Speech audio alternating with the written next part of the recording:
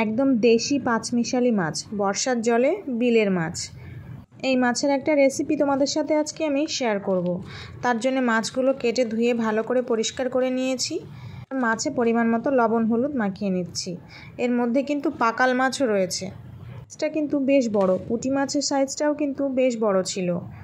পাকাল আর পুঁটি ছাড়াও এর মধ্যে কই মাছ, ট্যাংরা মাছ, চিংড়ি মাছ সব কিছুই কিন্তু ছিল। আর হ্যাঁ, মোরলা মাছও ছিল এর মধ্যে। কড়াইয়ে সর্ষের তেল গরম করে মাছগুলো এপিট ওপিট একটু হালকা করে ভেজে নেব, খুব বেশি কড়া করে ভাজবো না। এই মাছ পছন্দ করে না এমন লোক কিন্তু খুবই কম পাওয়া যায়। আমাদের বাড়িতে তো সবাই এই মাছ খুব পছন্দ করে। এরকম মাছ শুধু ঝাল করলেও কিন্তু বেশ ভালো লাগে। তবে আজকে আমি এই মাছগুলো রান্না করব আমার পছন্দের একটা সবজি দিয়ে, গাটি কচু দিয়ে রান্না করব। গাটি কচু আমার খুব পছন্দের একটা সবজি। গাটি কচু দিয়ে এরকম দেশি জ্যান্ত মাছ রান্না করলে কিন্তু বেশ ভালো লাগে। কথা বলতে বলতে মাছগুলো আমি সব ভেজে নিলাম। বেশ অনেকটাই ছিল, তাই একটু সময় লাগলো।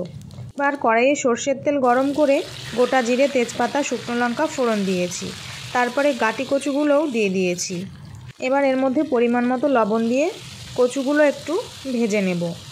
তাতে কচুর যে এক্সট্রা একটা স্লিপারি ভাব সেটা কিন্তু অনেকটাই চলে যাবে।